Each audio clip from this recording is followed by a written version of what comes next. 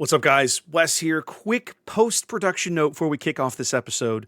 I noticed while rendering everything, the audio balance was terrible. Somehow the gain on my microphone got super jacked up, and it made trying to salvage this episode a bit of a mess. So that's my fault. I apologize. I have run this through a number of filters to try and bring Trey and Ian up so they can be heard, but my voice is going to be pretty high most of the episode in terms of volume. So I apologize for that. It is way better than it was. So apologies, and I hope you enjoyed the episode anyway, because we had a great conversation. I thought it would be a good idea to load up on a Red Bull. Oh, God. Someone's gonna crash hard.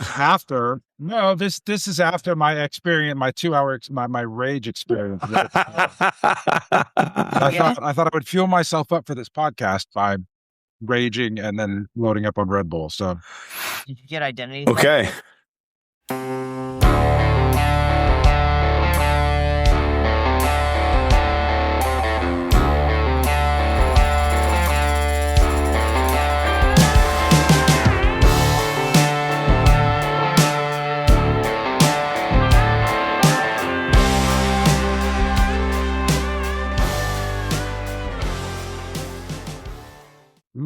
One, go. What is it? You just, dear God, now you're just, oh God.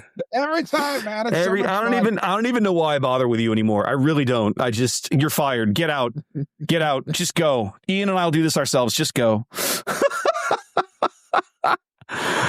Oh my God. Ladies and gentlemen, boys and girls, gamers of all ages, welcome back to episode 24. Oh crap, I didn't look. Is it 24? I think it's 24. 24. Episode 24. All right, of On the Button. My name's Wes. I'm here with my buddies Ian and Trey. How you guys doing, fellas? One more episode and our insurance goes down. I mean, that's the theory. Love saving on it. I would love it if our little monthly podcasting cost went down, but it's not like it's a crazy expensive amount of money. Yeah. How you guys been? Ian, you just got back from a trip, my friend. You went back to the West Coast and hung out with family and stuff for a little bit. Tell me about that. That was amazing. I spent 2 days at Disneyland. So much fun. I think I'm going to sneeze. Uh-oh. You don't have a mute button? Oh, there we go. He did. The sleeve muted it nicely. He did well. Apologies. Spent 2 days at Disney. Went to church with grandma. Like, I just crammed so much.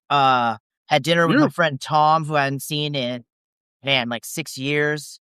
Saw my friend Mike Life, who I hadn't seen. I went to his vineyard, by the way. He's invested in a vineyard, 8 years ago or so, and it finally came to fruition. That place was gorgeous, and the food was so good. Even bought me a meal. Good man. I hadn't seen him since my wedding. I think was the last time I saw him. It's been a while. So caught up with some old friends, went to Disney. Spent some money at Disney. It was really fun. Life at this point is just a roller coaster of human emotion from low to high, man. Yeah. All the way down, all the way up. Literally. I was at a funeral on the 10th and riding Space Mountain on the 15th. Do you know what, though? I have a feeling that your mother-in-law would have approved of this plan based on what you were describing last episode.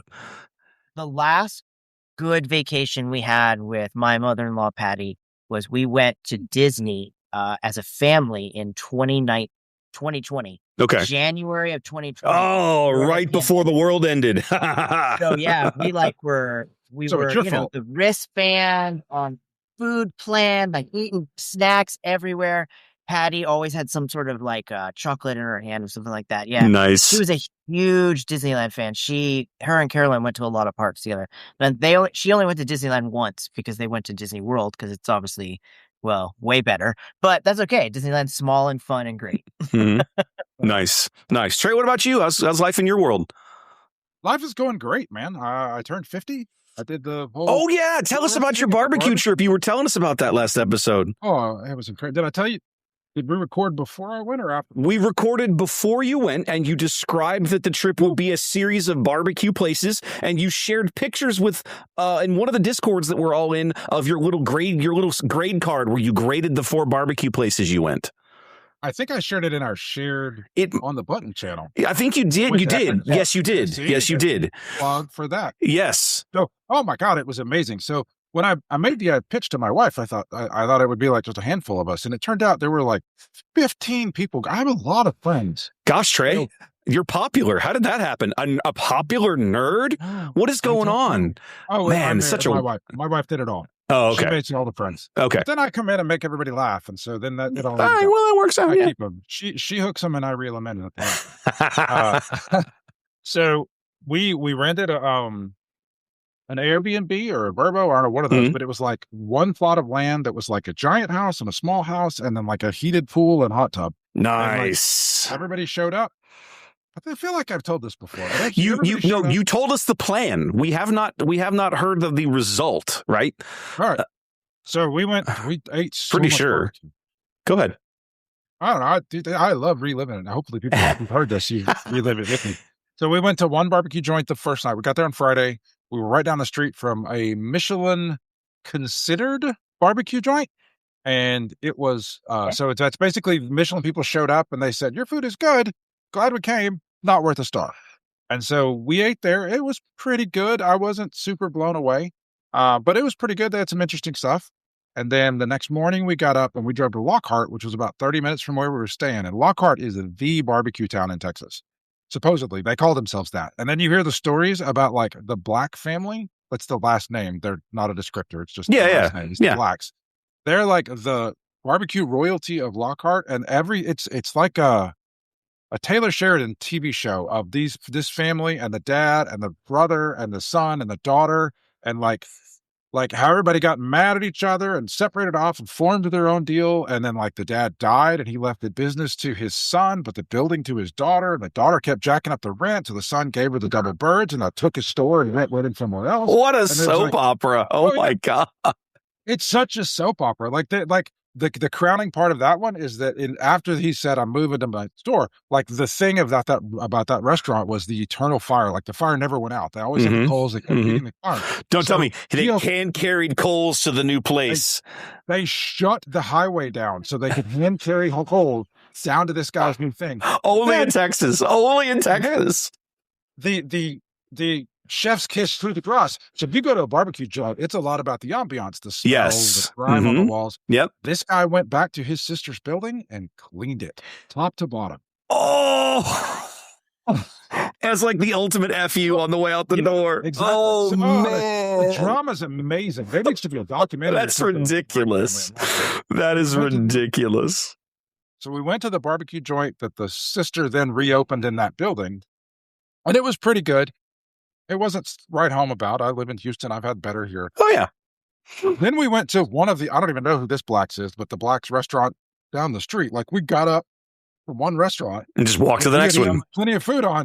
Walked down the street. We stopped at the place that had the good banana pudding, the world famous banana pudding. Then I think we took a detour to bar for a little while first. Then we went down to the other place for lunch. And that was, I had a beef rib for the first time, a dinosaur rib. It was incredible. No, those are good. Those are good. At the time, I mean, we took up a big portion of this restaurant because there were so many of us. And like at the time, I had a beef rib, I had brisket, I had some sausage, I had some turkey. Like I had just a sampling of everything. And I was talking to my brother who was there, and I think I've talked about how we do Thanksgiving, but basically I bought a brisket for Thanksgiving like 3 years ago that we still talk about. It was so good. And maybe it was 4 years ago. I don't know. It's still Parkway. So I was talking to my brother. We were like, this is probably one of the best plates of barbecue I've ever had. Not the best brisket I've ever had because that one brisket was so good. And then like, that was amazing. So then we go back to the house, and like after a 30-minute drive back to the house, there's Franklin Barbecue is waiting on us. We ordered it online, and one of the people that was with us, her daughter lives there, and the daughter picked it up and brought it to us. And so we took a nap and then ate Franklin Barbecue. And until I ate the Franklin Barbecue, you thought you knew what barbecue was. Well, I had enjoyed the trip, but I'd been like, well, these are all the top 100, but I've had better barbecue not far from where I live. It's fine. Like the last place was very good.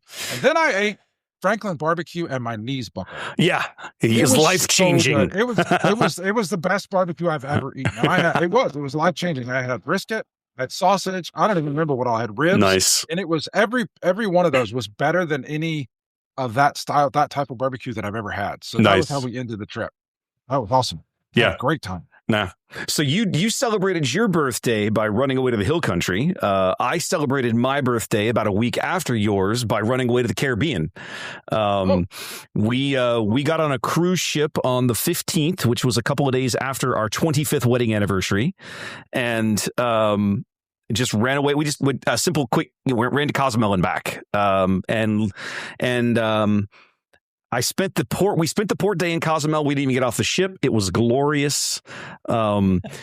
Had kind of the run of the place to ourselves. Nice. Heather had to go do some homework. Like she's a grad student right now, so she took that day and kind of went up to one of the lounges when it was quiet. There were very people on the ship. She plugged in her laptop, did her homework for the weekend, and I sat on the balcony looking out at Cozumel and read a book and had the PQ, the Arizona sector qualifier stream up on my tablet, right, and was just kind of keeping an eye on that, watching that, and then and our stateroom attendant was amazing because when she heard me mention it was my birthday, she took it upon herself our first night at sea to decorate the room, right? So we came back from dinner on our first night and there were like all these happy birthday magnets on the door and stuff hanging in the room. And that was really cool. It was awesome. We had a good trip. It was nice. The last day at sea coming back across the Gulf was a little rough. It doesn't bother me. Like I've never had a problem with ships rolling around and stuff, but there were a lot of folks who were not happy that last day at sea. So I get violently seasick. If we ever just get onto a non-smooth thing, I tell the worst 24-hour stretch of my life was me going deep sea fishing. Oh yeah, I think you've mentioned. Fishing. I feel like I've heard this story somewhere. Horrible. Yeah. It was literally the worst 24 hours of my life. But yeah, we'll get to that at some point. Well, we did play some SWU this week, gentlemen. Just a couple of nights ago, we were all up at our local shop, and we did our first Chaos sealed 1-pack of every set released in the game in the first 2 years, one of everything. I don't know about you guys. I had a lot of fun. Now, I opened some really good cards, and I could play none of them, which was really irritating. I opened a Legendary Maul out of set 3. I opened an IG-88 Pilot out of set 4, which is a really solid card. So I had all these great. I know me. You guys know me. I love red villain. I love aggro villain and playing leader. I had one villain leader. It was Pilot Vader was my only villain leader out of 6 packs, and I could not. I tried so hard to build a deck with him with those red units, and I didn't actually play it, but I started to kind of assemble it together, and I just looked at it and decided I didn't have enough units. I ended up playing Cassian, new Cassian out of set 6, and that was really interesting. I really like him. That was fun. I'm glad I got the chance to do that because I'd never played him before. I got to put him together and construct it. He is a lot of fun.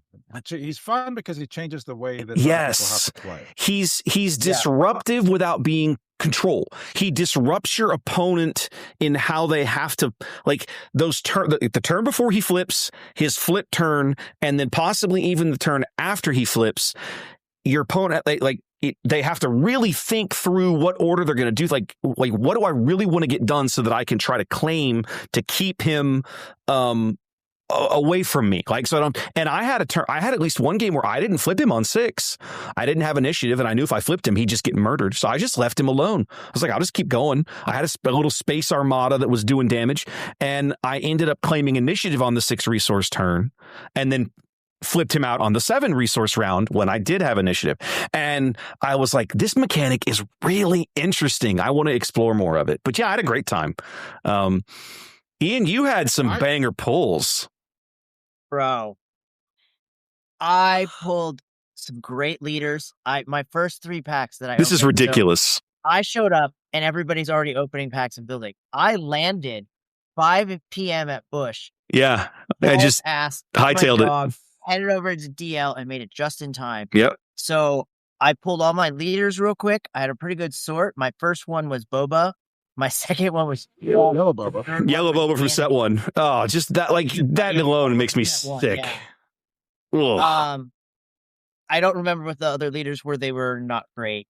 They were And then, irrelevant. They were irrelevant. Yeah. Once you've opened by that boba, point, yeah. yellow boba, the rest of your leaders don't matter anymore. So I sorted rares and uncommons to see what I had a lot of, because I'm trying to build fast. And I had a lot of blue or a lot of yellow and then a lot of green. And I was like, well, boba green makes total sense. My Spark pack was the best pack I've ever opened. Like, if this was a draft pack and I had to ask around, You'd be crying. everyone would have just like, you would have picked it up and been like, oh, I have something I need. I took out of my Spark pack, I played Waylay, 7th Fleet Defender, and Surprise Strike out of it. Oh, and boba leader. Boba leader. With Oh boba my leaders, right? god. Also in that pack, Restored Arc. Yep. This was in that pack. Yeah. Restored Arc, Open Fire, Good card. Holy cow. Green A-Wing. Green A-Wing. Yeah, let's go. Fighters for Freedom. Solid uncommon. Chopper was the rare, and the rest. Nah. Okay. But Okay. that was an amazing pack. I had a really great time. I built really fast. It was really fun to play. My first game, I look across the table and I see Quinlan Tarkentown. Yes. I'm like, damn. I sat across from the guy who opened those. That was his rare, and he pulled Quinlan. I played the greatest bit of trickery I have ever done. Oh, come on. I didn't know this. He had never clearly played Quinlan before, right? I start the game. Don't tell me you start with a 1-drop. Droid deployment. 2 Two. 0 0 cost cards. Okay? 0 cost cards. Cannot pin them, right? So now he's got to make a choice. Does he play behind me? Right? Because now Yeah. he can't really ping me with Tarkentown. So I then use Surprise Strike on one of the droids, put a jetpack on one of the droids, and basically win with those two droids. And then dropped, I pulled Darksaber. So I put Darksaber. Oh, come on. What the? It was awesome. I played Trey and ran right. That is stupidity. Yeah, so And he had a Ian pretty was good my deck. only loss. But it kind of, our game was pretty interesting. I made a We decision. played a second game that was really good. The second game was much better. The first game, I made a decision that I was going to kind of go all in on one direction, on the band, One Direction. That's all I want. No, I wanted to play a certain way. I was playing to get like an 8-7 or 8-6 out with exploit on like turn 3, and he just wrecked me with his bounce and his tempo, and I never caught back up. Waylay, exhaust. I had a loaf cat. Like, Oh, come on. yeah, What it was the? like really crazy. Like, what I Wow. I lost to C3PO. I lost to Damien. C3PO was my only loss. I did lose to Damien, and I had to make a choice early in the game: go tempo, like go fast, because I had a couple like Surprise Strike, some really fast tempo cards, and I had my only 2 bombs in my hand. I resourced both bombs. Yeah, I resourced both bombs. Game went late. Yeah. Couldn't really, like, I had him, but I didn't have him, and I lost by an action. Like, I 3PO was literally just... Yeah, 3PO probably has the tools to delay you to the point that you will need a late game against him, right? So, yeah. And he, and he only played blue. He only played blue for Rivals Ball. And as soon as I flipped Boba... He was like, die! I was going to use Boba to kill his... What's the guy who allows you to pack with the droid? Boba Freak? Oh, Babu Frick. Babu Frick. Yeah, he had him. He had him on the board. I was going to use Boba to smash him out. As soon as I flipped him out, Rivals Ball. Now, wait a minute. Like, I fell right into that trap. Boba flips on 5. He shouldn't have had 6 resources. Did you flip Boba late? I had Freak captured in the air when I flipped Boba. And then the next turn he claimed, took him out, and then took out my spaceship. Okay. I think I see. I think I understand. Okay. Like, kind of like basically on the 6th resource turn when he played his, because I was just playing aggressive attack, base. That's when he flipped the game on me. He rival Boba, took out, brought Freak back to the ground from the spaceship that I captured him in. Okay. And I was just like, okay. Interesting. That capture shuttle. I had the capture shuttle. It was so great. Okay. Wow. I had Bloody so much hell. fun. Trey, what did you end up playing, buddy? Well, so one of the things about this format, I'm always hesitant to play these off-the-wall formats because they're not designed together. Like Nope. you're not going to get very much force. You're not going to get very Hence the much chaos. struggle or whatever it is. Hence the chaos. But I thought that they actually played really well. I was really surprised at how well it gelled. It was really interesting. So if anybody's listening to this and considering like that maybe they're, because one of the things, we had a bunch of people show up that have never been there before. Yeah, we had some highly. Yeah, that was weird. We had like 4 or 5 people that had never been. Yeah, never. Yeah, new people. Yeah, They play elsewhere, or they Great just though. learn the game. But they saw that we were doing a chaos draft. So if anybody's listening to this and they have the idea that maybe we want to do a chaos draft to Do it. Do it. sealed, 100% do bring it. people in. Yeah, Yeah, chaos you should sealed, absolutely not do draft, it because sealed. not only does it bring people in, it plays really, really It well. really did play well. I And was so- surprised. Yeah. I ended up playing. I had yellow and blue. I played. I only had yellow heroes. Rio. I opened a couple of blue bombs, not hero, villain, yellow leaders. Mhm. So I played villain because I opened Snoke, and I don't remember what they all were, but I had like the 4/4 Grievous for 3. So I had Yeah. a bunch of blue guys that were pretty good. I saw you open that Yeah, Snoke and go, "Oh, I guess I'm playing blue." Trey's sitting next to me, opens a Snoke. He goes, "Well, I guess I'm playing blue." No brainer. But the only villain leaders I had were in yellow, and so I ended up playing Rio. That's who I ended up playing. But I did end up with lots of vehicles, so it worked out really well. I won. We played 4 rounds. I went 3-1. My only loss was to Ian. I tried to play not really cute, but I picked a line that is highly risky, and he made me pay for it. Okay. The rest of them, I I just don't know. kind of I had enough won. bounce to keep Rio in check. Okay. Enough bounce and exhaust. To keep Yeah, Rio. but also like I mean, I don't think you had overkill bounce. You ended up beating me. I had like almost no damage on your base. I think you would have won a race anyway just because of your bounce. And I should have seen it, knowing that you're playing yellow. You probably have bounce, so I probably shouldn't exploit because you'll ruin all my toys. So I should have mulliganed differently. But whatever. I made that call. I lost, and that's what happens. Most of my wins came on the back of playing a ship that was medium sized and then flipping over and giving it +3, +5. Rio is so good. And them just being like, I got nothing, except for like somebody would deal with it. I also had I had a pretty good curve, and then I had just fat guy after fat guy at the top end of the curve. I had a lot of Sentinel too. I had a really solid deck. I never actually played Snoke. I had Snoke. I held him one time. My games, because I was hitting people for like 7 or 8 a turn with Rio flipped on 5. I never got to 8 because I killed him before that. Yeah. You know, the pilot leaders that we have, right? You see people play the 4 flips, right? Kazuda primarily, but a little bit of on-reg sneaks in on occasion.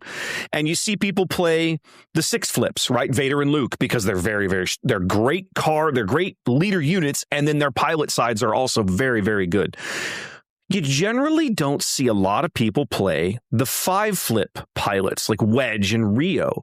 But I really think that Rio, Rio is, for me, every time I sit down to build that deck, it's right on the cusp of being really good.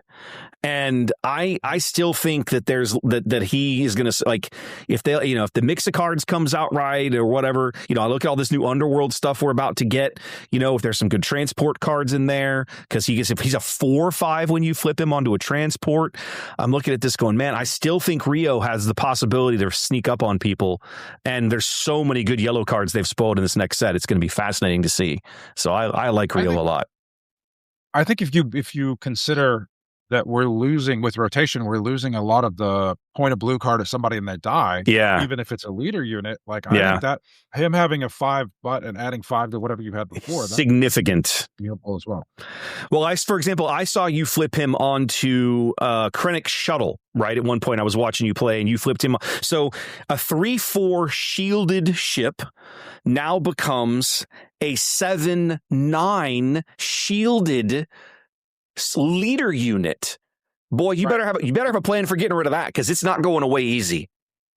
And I did lose him a couple of times, but they had to blow so many cards. Exactly. I was now super far ahead. Exactly. So yeah. I love the idea of that. It was a real good time. We met new. I mean, it was one of those weeks that you wish it could happen more often, because we had new people show up. We had it was a great. It was a lot of fun. Yeah, there was financially good for the store. Yeah.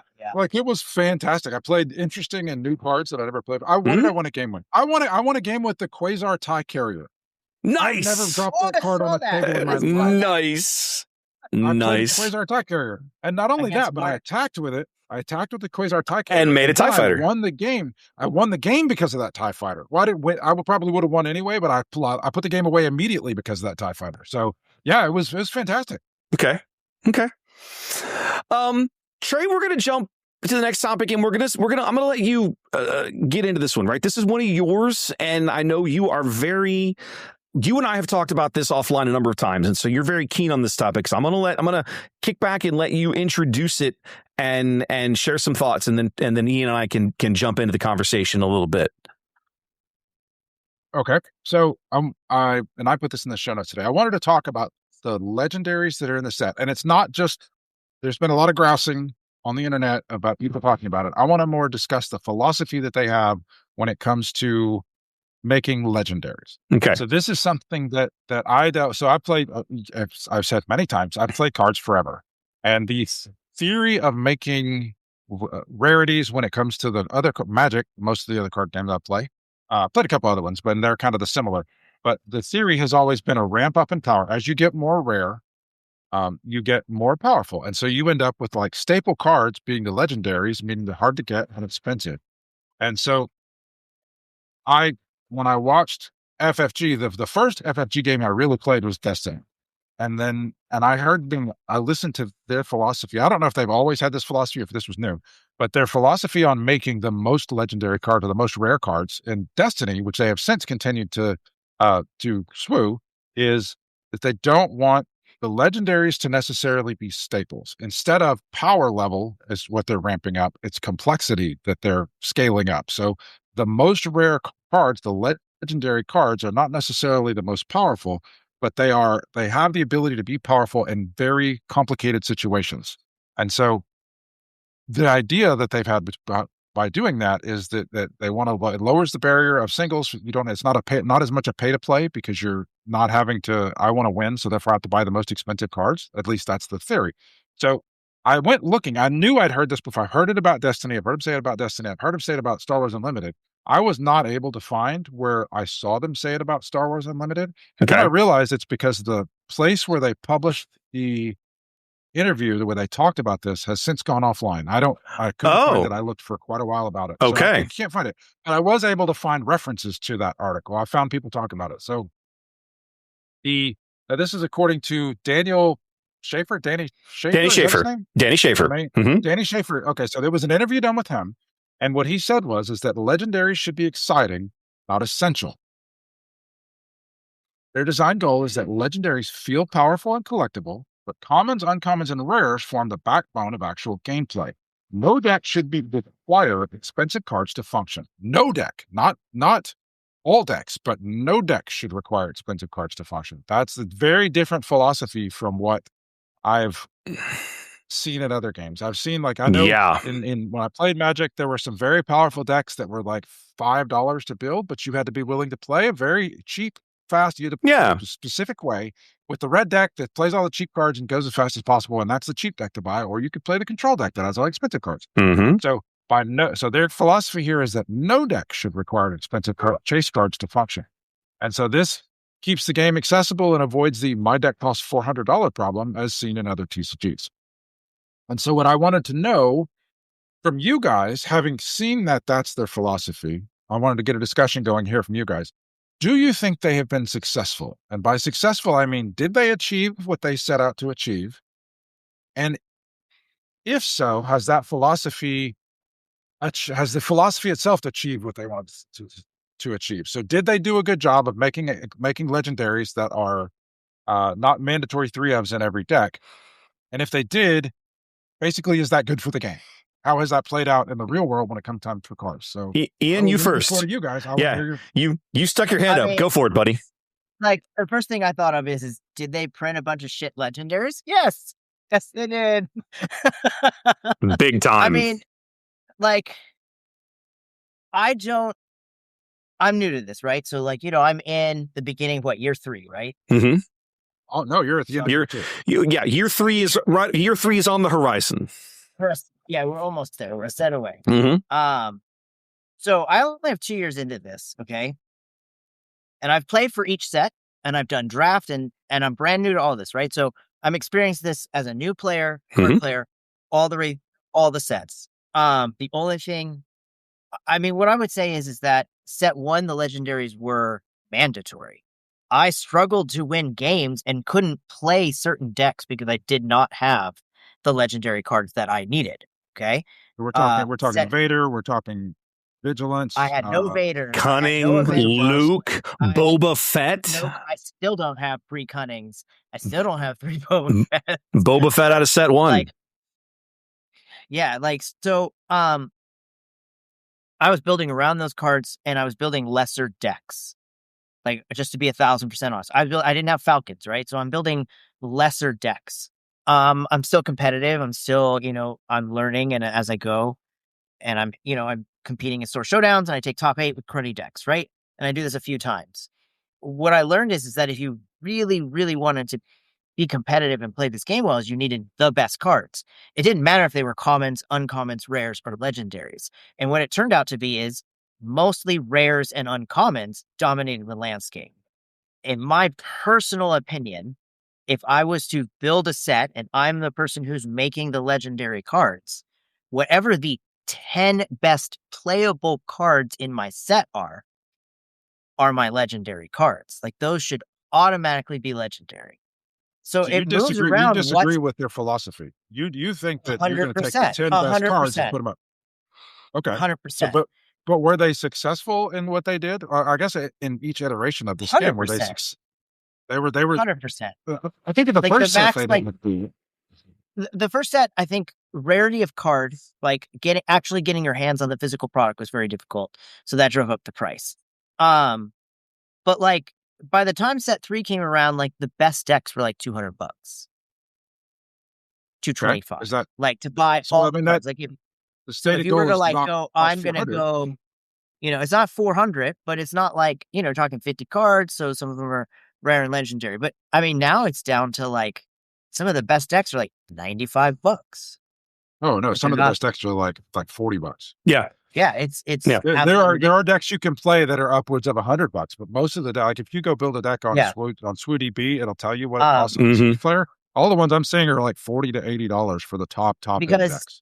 And that's because all the best cards that they've printed out of the last 3 or 4 sets have been uncommons or rares at best rares. The legendaries for the past 3 or 4 sets have been pretty much garbage since Twilight on. Okay. Like, I don't use them very often. You use them as bombs, maybe here or there, like Annihilator or Snokes. Like, you're using them as bombs, 1-ofs, 2-ofs. You're using them the way that they want you to use them. So I guess, they succeeded. I'm just not a huge fan of it. I think it's dumb. I think it should be kind of pay to play in some sort of the way. Yes. So then, Wes, we'll limit it to, were they successful in achieving what they wanted to achieve? So what do you think, Wes? I think eventually, yes. I'm with Ian on this one. Right out of the gate, it was an abject failure, right? Because go back and look at the legendaries in set 1. How many of them today, even today, are still staple cards? Vader, Luke, the various double aspect events. Boba Fett doesn't see as much play, but he's still a good card, right? So you still see him on occasion. Look at set 2. They nuked his leader. They nuked the leader. They nuked the leader, and then Yellow Villain in general basically just fell off after that. Right. But if Yellow Villain was still a thing, that Boba would still be getting played because it's a good card, right? What else? What other some of the legendaries out of that set? Devastator, right? Devastator slowly became a good card in both control decks and Piet decks later on. Avenger, Blast. Fast Falcon remains a staple. Avenger remains a staple. Now, they weren't all bangers, right? Black One was an absolute failure as a legendary out of set 1. But in general, I'd say, if I just had to pick a number, I'd say 65, I'd say 2/3. Let's say 2/3 of the legendaries out of set 1 were really strong, staple, good cards in certain archetypes. And the reason that I don't have okay, let me come back to that in a minute. Okay.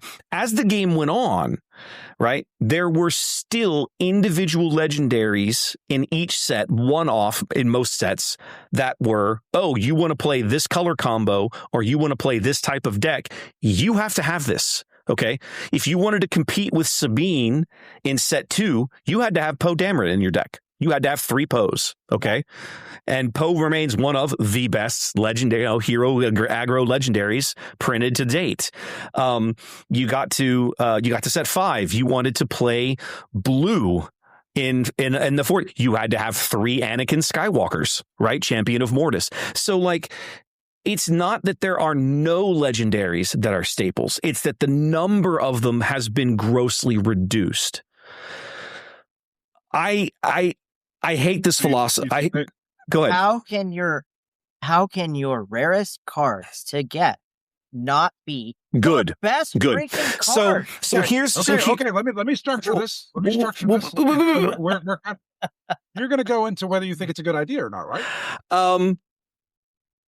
Yes, basically.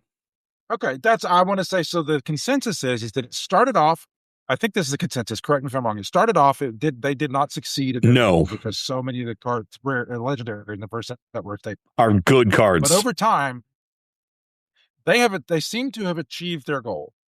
Seem to have achieved their goal. Unfortunately for the rest of us, yes. Legendaries are not necessary. Right. Okay, so I think that's where I wanted to draw that first line. So if they hadn't achieved their goal, then it doesn't, like, we can't reflect on whether that's good for the game, whether the game is good when it's designed that way. Yeah. So over time they figured it out and they have achieved their goal of how to design legendaries. Now, I open the floor to you guys. Is that a good thing for the game? No. No. It's terrible. It's terrible. So, okay. So once you buy enough of the product of a set to have a pretty good card base, right? I've been playing card games like you, Trey, for 3 decades now. So when I come into to buy cards for a set, what do I want to focus on? I want to buy enough product that I have a good base. I consider it the base, the foundation of commons and uncommons in that set, so that when I go to build decks, I have no problem finding the commons and uncommons that I need, that I can just whip them out of the drawer or the box or whatever and go, great, perfect. I need 3 overwhelming barrage. Bam, bam, bam, done. Okay, great. Along the way of opening my base cards, I'm going to pick up some rares and legendaries. Okay, that's great. But now, once I have my base of my, okay, here's my card collection for this set. I know I've got some holes to fill. Great. But now I want to build decks. Okay, which means I'm going to need to pick up some stuff. What's driving me? What incentive do I have at that point to buy more packs? I don't need the commons or the uncommons. I only really need the legendaries, or probably the legendaries, maybe the occasional chase rare, but probably the legendaries. Okay. But hang on a minute. You're arguing for it. No, hold on a minute. No.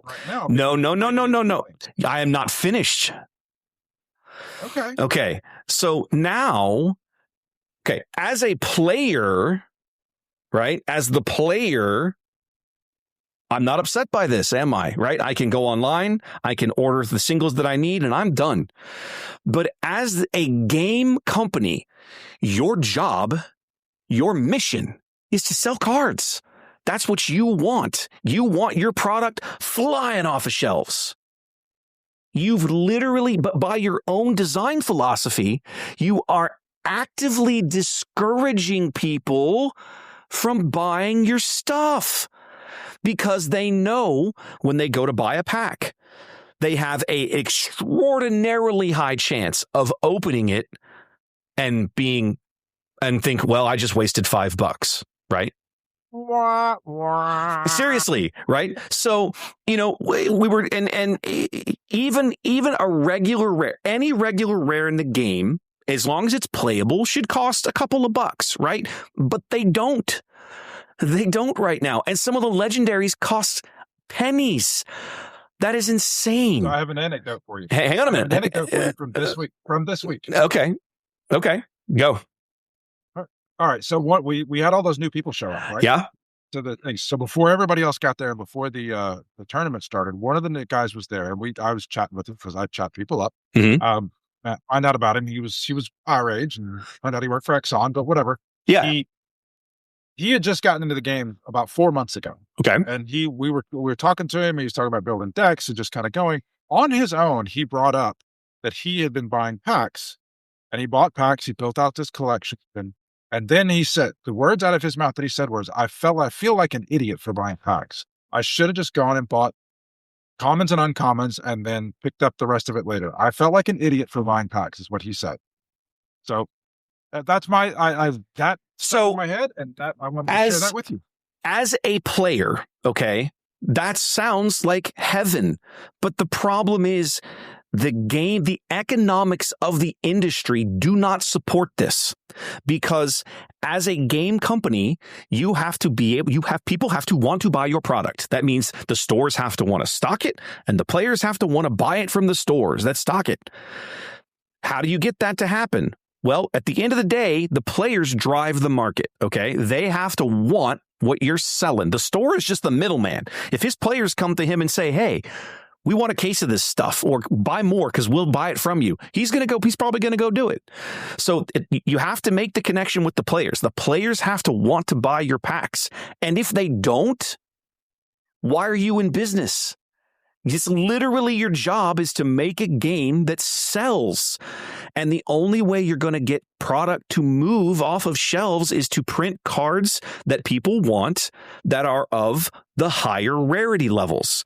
Now, you don't have to make every amazing banger card a legendary. There's plenty of great rares in the game. How many times have we seen it, right? Karasnemic out of this last set, K2SO out of set 1. So many really good rare cards, and there's nothing wrong with that. There need to be strong rares. But the legendaries have to be worthwhile. You can, if I am buying a pack and I open it up and go, ugh, it's a legendary, you have failed. You have failed, okay? As a design company. It's the truth. If I'm literally going, I wish this had been a rare, you have failed. And it doesn't, and the idea of legendaries, I shouldn't need them to build decks. You don't. You never do. But they should be strong cards that complement or fit well into strong decks. They ramp the power of that deck up. They're good cards. And the other thing is, I can't count the number of times, I've opened legendaries in color combinations, or like I open a hero blue legendary. I'm probably not going to play this card. I'm happy to trade it, right? But the card has to have value. Somebody has to want it, right? Instead, I opened up. I think it's not just that too. I opened up something. Vigil. I had to set this. Yay! It's a legendary ship that like no one will play. So you guys were doing a bunch of trading. But I think it affects more than just the value of the cards, right? I think it affects draft. Absolutely. Right? How many times? Absolutely. How many times did we sit down and draft? What is it? Shadows of the Galaxy. Mm-hmm. Second Chance rotated itself away to the last card you hand somebody. Nemec's Manifesto made an entire loop all the way back to me. Now that's sad, because that's actually a pretty good card. And it was. But the point is that the legendaries aren't even playable. They should be the card that I pull and I'm like, bro, I'm going to take this draft down with this card if I can play it every round. But they're not. They're pass cards, and you're grabbing like Overwhelming Barrage or Open Fire or something like that, because it's just the legendary in your pack is just garbage. It can't be that way. It's got to be like, I want this card. Anecdote time, Ian. Do you remember about 4 or 5 months ago, we went to Dallas and we covered the limited PQ up there at Common Ground Games? Do you remember covering the draft in the top 8? And somewhere on about pack 2, somebody opened a legendary Zuckuss in that draft. Yeah. And we watched that card go around the table, and I guarantee you it was the dead last card that whoever got it just got passed to them, and they were like, well, I'm not playing this, into the pile, and it's worth 4.5 cents, right?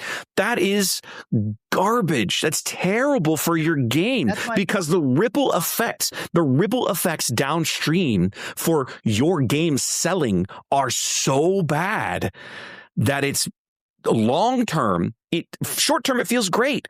Everybody can play. You have no barriers to entry. Anybody can buy your game and build anything they want to build. That sounds great. The problem is no store will stock your game because they can't sell it. They'll buy 3 cases, sell a case and a half, and in 2 years, the other 6 boxes or 8 boxes are gathering dust because nobody wants them. So you guys were doing a bunch of trading last night after it was all, or after it was all over. Yeah. And I watched you guys flip through, like, Wes, you brought your boxes back. My And binder. you guys are you were just paying straight up cash for stuff. And I was watching you guys do this, and I was like, why is it worth it to keep, like, you sold a stack of cards to somebody for $2, and this card was worth like $1.50. Ian bought, actually, he bought, Istvan wanted, he got a hyperspace confidence and victory from this last set, or victory and confidence, or whatever it is, the 10 cost rare villain event, right? Whatever it is. It was hyperspace. And then there was something else that he grabbed. It was okay. And then Ian picked up 4 or 5, he had like a hyperfoil Fetch fire spray from JTL, and like hyperspace Galen Urso out of this last set. All in, these 6 cards were like $8. And I was like, fine, I don't care. I would have much rather traded. But they didn't have anything to trade. They had nothing to trade. And I was like, all right, whatever, it's fine. Just give me the $8 and get out of here, because I'm happy to help you. like, you couldn't even go buy dinner at the place for what you sold those cards. Nope. That won't buy me a pizza at Dragon's Lair. Yeah. What the point then? Off of Wes, I bought, I think, 7 cards. 6 of them were legendary. One was a hyperspace 7th sister, which was by far that's a rare, valuable card I bought, and it was rare. And it's a rare. Yeah. I bought 2 Thrawns, a Kylo shuttle, a couple of flashy cards. Yeah. Yeah. Well, I mean, look, I first of all, I love shiny things. So I was like, shiny. So yeah, it's not great. For my money, go ahead. So many packs. Yeah. That was so many Wes's dollars for pennies. Whatever. So for my money, have they achieved this goal? Yes. Is it good for the game? Absolutely not. It's terrible for the game. I can't. We're having a conversation, an active conversation, one of our Houston Discords for the game right now, talking about the stores that still support the game in town, because we can all rattle off about 6 to 8 that have dropped it. And it's this kind of stuff that's causing stores, brick and mortar stores, to drop all support for the game because they can't move the product. Yep, that is one of the things that I brought me to this topic, was hearing some of the other store owner or the store owners that I talked to telling me that, no, I'm just not doing that anymore. That's not worth it. Yeah. So the only and here's the thing. Here's the thing. FFG can fix this. You can get those stores back, and all you have to do is order your legendaries and stuff in such a way that boxes are flying off of shelves and they can't stock it fast enough. Can they do that? They can. Will they? Who knows? My money would be against it. I would absolutely bet that they don't do that. But I can't predict the future. So I would love for them to fix this problem. I really would. Do you have any thoughts about it? Yeah. Sorry. No, please. I can just go talk. I mean, to be honest, I agree with Wes. I'm going to keep saying it over and over again. Your best cards have to be the legendaries. It has to be that way. Even if they're let's use Resupply as an example. If you slapped Resupply in this new set, you make it a legendary because it's just a great, powerful card. Look, I'm not saying, my point is that if you want to bring something back, if you're going to bring back a throwback, even if it's a common, just make it a legendary or something. I don't know, man. Do something to make the best cards in the set legendaries. The ones that are seeing deck play, across all spectrums of, leaders. Those are the cards that need to be legendary. Like Nemec, Karis Nemec. He's a legendary in this set because if you're making a hero aggression deck, you're going to put in. Yep. Make the staples. Yeah. Looking back on their design philosophy, I think the sticking point for me is the one line that just says no deck should require expensive chase cards to function. And I think that is the house of cards that this is all built on top of. Yes. I think that is the issue. The because I look at it Terrible. as a design challenge. It's a design challenge. Yes. You're just a lazy designer. You should be able, if you're a good designer, you should be able to, because you don't design these sets in a vacuum. You design the cards to work together. And so you should be able to design, your team of professional people who this is their job should be able to design sets and cards that work together in such a way that there is an inexpensive deck that has a chance of doing well. Yes. And then And then that's great. That's even those, and then And even back in set 1 and 2, you could build competitive decks without all the power legendaries. Even in an era where the legendaries were amazing, you could still build competitive decks without them. Sabine, back in the day, back in set 1, was arguably the best deck out there, and the most expensive card in it was K2SO. He was a $10 rare at one point, right? That was the most expensive, and that deck was solid. Like, it was incredibly competitive, and it was not outrageously expensive. So that's my point, is that if you change this, that is the crux of why this is broken, because they say no deck. I think they should say some decks should not. Some competitive decks should require no expensive chase cards to function. And if you can't hit that target, you're just a lazy and bad designer. Yes. If it's really such a broken card, just ban it. You've shown that you can do that when you overbreak like a rare card, right? Triple Dark Raid is a rare. Mm-hmm. If it had been a legendary, maybe it's not banned. No, it would 100% been banned. That card was just Damn it. broken. I love that card. I know you do. You're never going to get your wish. Just suck it up and deal. But I mean, let's see. Anyway. We could just go on and on. Like we could talk about this all day. Yeah, we could just rant on this for a while. So let's pick a different topic. Okay, we are, as we were alluding to earlier in the show, right? Year 3 is on the horizon. We're about to have our first set rotation. Right? Gear 1 cards are going to shuffle off the stage for Premier deck building. They'll still be available, of course, in Eternal and Twin Suns, but for those that want to continue to play the latest hotness, the Premier format, those cards will disappear. What are you guys not gonna miss, right? Let's put you on the therapy couch. I'll pull out my little pen and my notebook, right? Let's have our little Sigmund Freud. Tell me there's a card touched you, okay? And Trey, what cards out of this format are you gonna absolutely go good riddance, never again? So I've said before, you say that a lot, but I have said before, the cards that I hate the most are the ones that are the obvious choices. I want every card to be playable sometimes. I don't want any card to be playable on every deck. Reasonable. And so the ones that are playable in every deck, that support them, those are the ones I'm not going to miss. I'm not going to miss Overwhelming Barrage. I'm not going to miss Maul as the finisher. I'm not going to miss Power of the Dark Side. So and then the leaders that are just, if you want to play Yellow Hero, you probably are playing Pawn 1. Like that. Those are the ones that I'm not going to miss.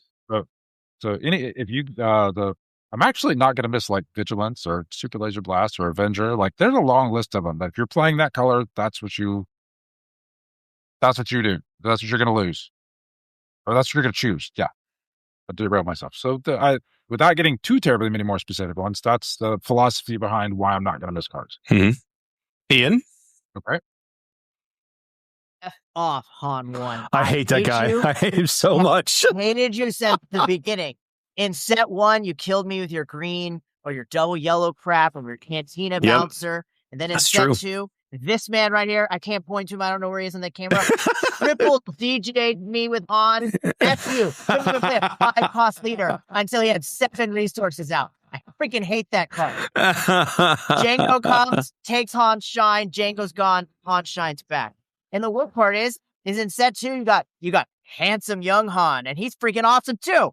Cheating out resources, making my life terrible. Cheating out crate dragons. I freaking hate you too. No more Hans.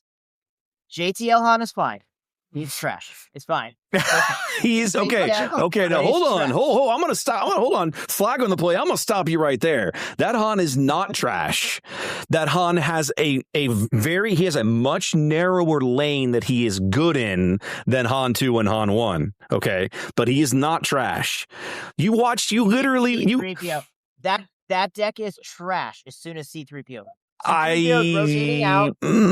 disagree. Lose the draw engine. That is amazing. I disagree. I think that deck will still have legs. so over Han. I'm just over Han. I'm with you there. I'm so tired and sick. Han. I hate Han. Hate him. Hate him. And see, I'm kind of All with right, you. Wes. I'm kind of what makes me angry is I'm kind of with him on this one, and it bothers me because growing up as a kid, Han Solo was my favorite character. Right? I was never a Luke Skywalker fan. I was the Han. I dressed as Halloween one year as a kid. I was like 7 I was Han Solo for Halloween, right? Because I loved his mercenary kind of devil may care hot shot attitude. I don't need to be a space wizard. I'm a badass without that stuff. I loved that, and so. To see Han, to be on the other side of him looking at him, oh, great, another Han deck. I'd rather gouge my eyeballs out, right? Like it irritates me. There's a reason I like the new yellow Han in set 4 is because I feel like he's much better. I don't want to say balanced, but let's just say contained. Like I said, he's very good in a specific lane, whereas the Han leaders that preceded him are just crazy stupid. A lot of the set 1 staple leaders, and it's really Sabine, I think, in Han 1 that I'm not going to miss. So many set 1 cards I'm not going to miss, but it goes beyond set 1, right? I've talked many times about their incessant need to print a one-off blue unit removal card in every single year 1 set, right? I just don't understand why. And so now we reached a point by the time you got around to JTL, you had this preponderance of them. It was insane. I'm not going to miss a single one of those cards. I'm not going to miss Overwhelming Barrage. Like Trey said, I've played that card. But I'm just tired. I like to play aggro decks, right? I like to go a little wide. I like to present my opponent with bad choices on the board. I would much rather play the game on the board than in my hand. Go back to that conversation we were having last podcast, Trey, about players playing at the cards in their hands versus the board. I'm a guy who likes to put my game on the board and force you to answer what I'm doing on the board. Have an answer. And these stupid removal cards, and OB is arguably the worst of the lot because for one card, I can wipe out many units. It's like a super laser blast on the 5 resource round. It's so dumb. So I cannot wait for that card to go away. I feel like they missed an opportunity at that card too. I was really hoping that when JTL rolled around, they would reprint it, but errata it so that it had to target a vehicle and not just any bloody unit. I feel like that might have brought it into balance a little bit. I don't know. I would have liked to have I would have liked them to have at least play tested that functionality to see. But I think it would have at least been more thematic and curbed the power of the card to where it was really, really good in certain decks, but not just generically amazing in every green villain deck you could possibly build. Well, see, I thought they did a good job of addressing it by fixing it with the not enchantment, the upgrade that they have now. Craving Power. I thought that was an excellent. I agree. That's what OB should have been. I think Craving. But only hit one guy. Exactly right. Yeah. I think Craving Power is an excellent card, right? I think that's an excellent example of we had this idea for and we've done something very similar now. So now Craving Power is kind of skews the power the other way. I get to blow away 1 unit, but now the +2/+2 is a permanent bonus to whatever I do on the board. I kind of like that. Like I think that's a good card. For me, some honorable mentions. I'm not going to miss Tarkin Town. I'm so tired of I've been playing it since set 2 Kylo, buddy. I'm with you. But it destroys how the flow of the game, right? Because and with certain leaders, I'm looking at you, Cad Bane or Quinlan, right? It doesn't matter what unit you play on the 1 resource round, with a couple of very small corner exceptions. I'm just going to nuke it. I'm just going to blow. You don't get a turn 1 play. Whatever you play first will die. Period. Because I chose the space. I'm not going to miss that. I'm not going to miss. I'm not going to miss Poe. I'm not going to miss the 1 set 3 card on my list. Like, honestly, this is how sad it is. I'm really glad sets 1 and 2 are rotating. If set 3 didn't rotate, I don't think anybody would even notice. Anakin and Yoda would still be around. That would be irritating, but like nothing else out of that set sees play other than Cad Bane unit. That's another one I'm not going to miss. Him coming in and being like, he's well, right. But my point is, Cad is like, his ability to capture multiple things with one card play, he functions like a little bit like a super laser blast or an overwhelming barrage on the 7 resource round in a cunning deck. So like if you're playing into cunning villain, this guy's probably in there, and you're just going to have, well, at some point I'm going to have this 7/7 loser that I have to deal with. Yay, better have a plan. So I'm not going to miss him. There's so many cards. Listening to you talk about these cards feels like I'm reliving Festivus all over again. I got a lot of problems with you. Got a lot of problems. I'm going to hear about them all.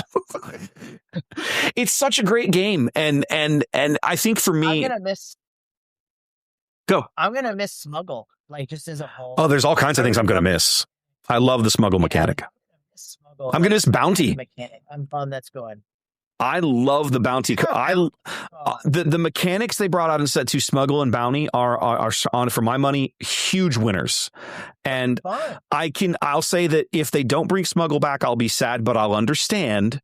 But I think Bounty is a huge win and incredibly thematic.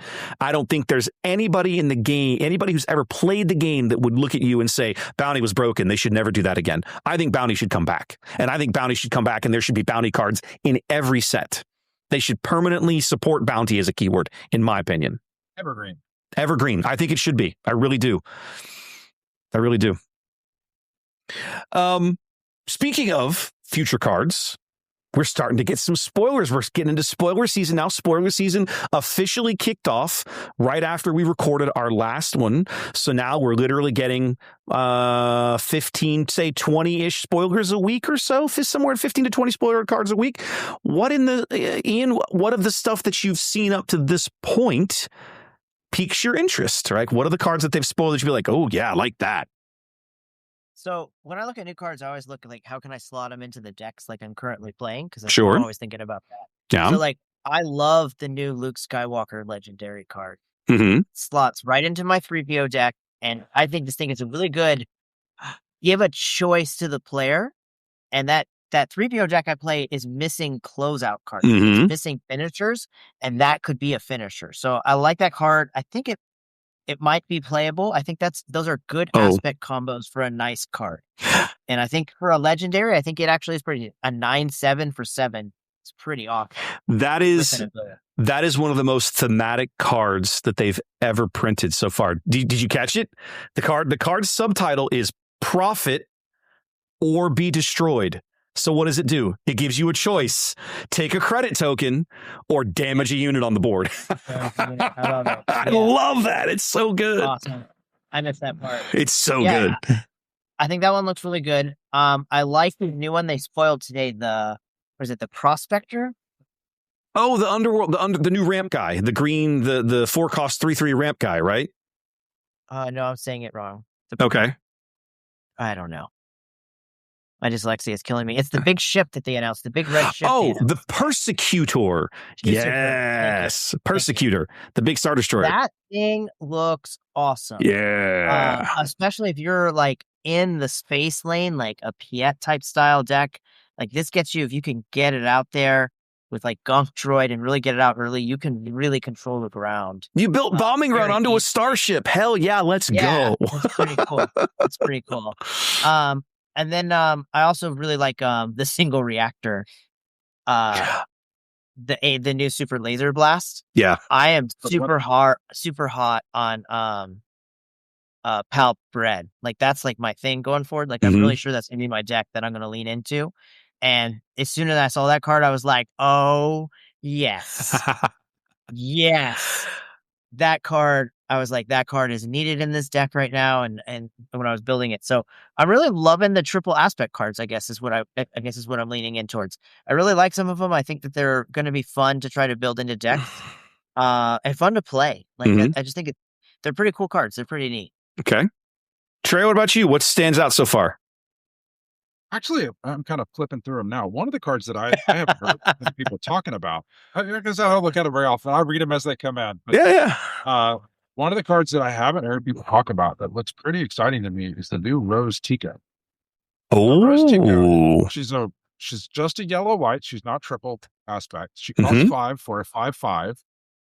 But she says if you control a non-unique unit, this unit enters play red. So Mhm. you get to just attack with her immediately if you Mhm. have a non-unique unit. So I don't know. I feel like that card's going to get a lot of use. I mean, she slots right into these Sabe decks that are making a lot of spy tokens these days, doesn't she? Yeah. Dude, and a Pretty good. 5/5 Falconish type card? That's pretty awesome. Little bit of Falcon impact there, but she has a qualifier on her. I like that. I think that's reasonable. I wonder if you could get her working in like a force deck with Venestra. She got a bunch of early readied up units. It's possible. You got to keep that. You got to keep that youngling Padawan around, right? So you have a non-unique unit. But yeah. Okay. What else, Trey? Jedi Sentinel. Well, Jedi Sentinel. Oh yeah. I mean, there's some other stuff in there. Actually, I'm sad about a card because I feel like they missed again. I feel whoever they've got designing these bases is just not good at their job. I don't know who it is, but they just they hit hard on Arkentown and ECL, Mhm. but everything else is just gonna miss. They've spoiled the rare red base shipbreaking yard, and Mhm. this also feels like just another miss. It's a 26. You get so for the -4 health, Oh, 24 health, you get epic action. Discard the 3 cards from your deck. You may return a card discarded this way to the top of your deck. So that just feels like they did the one extra nerf thing on this one. Because if you think about discarding, I'm sure there are going to be ways that you could use this, but just from a is this good ability, like would I use this in a deck, just a random red deck? Discarding 3 cards from your deck, basically you're looking at one extra card than what you're going to see on the next turn. So maybe that Mhm. third card is something you want, and then it goes and just becomes what you draw next turn. So Yeah. you don't usually know what's on top of your deck, so you're not really powering crap away. You're not. So I can think of so many ways this card could have been better and playable. So discard 3 cards from the top of your deck. You may put a card from your discard pile on top of your library, your deck, whatever. They spoiled another rare base, Allegiance Outpost, and Mhm. that's so much better. Have we read that? That one's give an experience or shield token to a unit, create a credit token. By defeating a friendly Credit token. by defeating a friendly token. Yeah. Mhm. That's All right. not terrible. So you That basically sounds pretty good. you're trading a token. Could be a You're token trading a unit. shield. Well, it could be a token unit. Could be a battle token droid. unit. Could be a battle droid. Yeah. Okay, a token unit for a token upgrade or a credit token. That's not bad. You know. That one sounds well designed because you can't use it on turn 1 is basically what that says, because you have to already have a unit out to give the token to then defeat to get but you can hit 4 on turn 3. So you can use it on turn 1 by playing a shielded unit on turn 1. You could discard the shield to take a credit token, as an example. Right. Well, I mean, you can't use the credit. You technically, I guess you can if you play a 1-drop, but you can't ramp on turn 1 and play a 3-drop on turn 1 using that card. Correct. That you can't do. That's true. It's not a ramp. Yeah, that won't work. Yeah, you can't. Getting a credit token will be popular there, I think. Yeah, that was pretty well designed. I'm with Ian to some extent. I like single reactor ignition because it's kind of like a super laser blast effect, but you're gating it into a very specific color combo now, or you're allowing, say, a blue-green villain deck. Let's say I wanted to go back and play let's say you're Palpatine red. I know you were working at Palpatine. Let's say you wanted to do him in green, Ian. The traditional blue-green villain shell, but you wanted to play this card. In order to do it, you would have to either pay 10, which I'm fine with if you want to pay extra for this, or you have to play one of the new 27-point bases, right, with the little epic action that lets you skip that red aspect. And another reason I like it for a similar vein is that maybe I want to play this in one of my red decks and do the same thing and skip the blue aspect. So like there's some really interesting uses of this card. I like the idea of it. I'm going to be curious to see how it plays in execution, but the triple aspect stuff is starting to grow on me. It doesn't feel like yet they have really laid into like these are extremely powerful mechanics gated behind that extra aspect, but I'm definitely on board with them taking powerful effects like this one and gating it behind the extra aspect. That I think is a great idea. Have they done it? Is it a winner for everybody? I don't know just yet. We'll see. Let's see. What else did I scribble down here? I think there was a couple of things I threw down. Go ahead. Let me say that the title of some of these, they are pulling some quotes out that make me question how much I like Star Wars. Not because I just like the quotes, just because I don't remember what the secret battle of Pretend is. I mean, I had to go look it up, and now I know. Oh, it's just from this one tiny little moment in Solo. But like, there's the secret battle to Pretend. There's the axe forgets, the tree remembers. I don't get that reference either. It's from Andor. Apparently, it's talking about somebody in Andor said something about how the Empire can screw somebody over, and then they move on and do the next one. They don't remember it, but the person you screwed over remembers it. I wonder if that's is that part of Nemec's manifesto? I don't remember. I don't know. I'm just saying. I have to go look it up. I'm sure there are people that have. That see these cards and be like, "That's awesome! I love that." Yeah, I'm like, what the hell is this thing? Yeah. Can we talk about the art for a second and how it looks really great this set and it looks really cohesive? Like, looks like one concept, one kind of art style. I'm kind of liking it. I'm really liking the art so far. Almost every card. If every card has there's a certain amount of negative value associated with art. Like in the first set, every card had maybe -2 value for art. But I think in this set, you take all of those and you put them into like one card.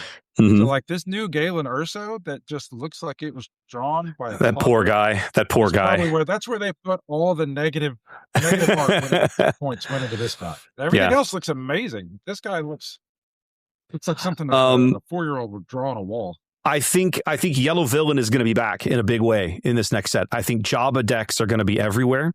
Jabba's very strong. The cards they're giving him to work with in this set so far look very, very strong. I'm excited for that. They started spoiling aggro villain cards today. Ian called out Persecutor. I was excited to see that card. I like the design of it. Fear and Dead Men interests me.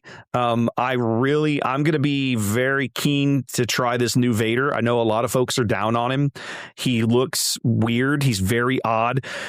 And so I'll qualify the statement, right? If they have printed something in this set that works off of having stuff in your discard pile, then I think this Vader and cards like Fear and Dead Men and cards like Shipbreaking Yard suddenly become a lot more compelling. Cards like Dr. Aphra, the Dr. Aphra unit they've spoiled.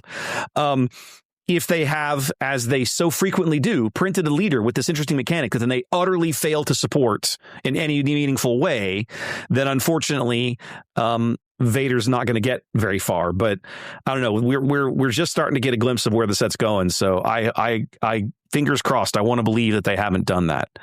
I hope they have a card printed that says deal damage to a unit or damage to a unit or base equal to the number of their cards in your discard pile.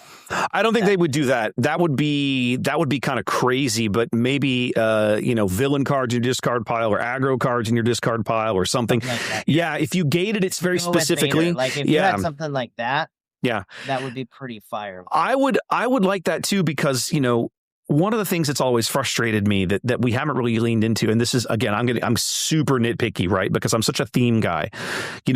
Yoda has that famous line in Empire Strikes Back, is the dark side stronger? No, quicker, easier, more seductive. I always think that Red Villain, my brain is attuned to think that Red Villain should be quick and easy and simple, and it's not. It's like they just utterly failed with that color combo in almost every aspect of the game up to this point. And so I really want them to nail it somewhere along the way. The Spectre stuff looks really interesting. I was so excited to see this Fulcrum card because I've been waiting on this upgrade forever. And I have to believe there's an Ahsoka in here with the Spectre trait, right? Like if you're going to print her, now's the time, right? Give me an Ahsoka unit that's traded as a Spectre. Ahsoka in Secrets of Power. Is Ahsoka in Secrets of Power not Spectre? I don't think any of them are. I don't think any of the Ahsokas are traded as Spectre. Yeah.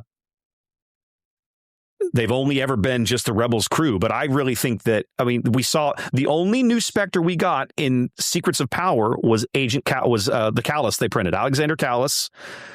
got the Spectre trait. That's the first new Spectre we've seen in a long time, or at least a new character with that trait.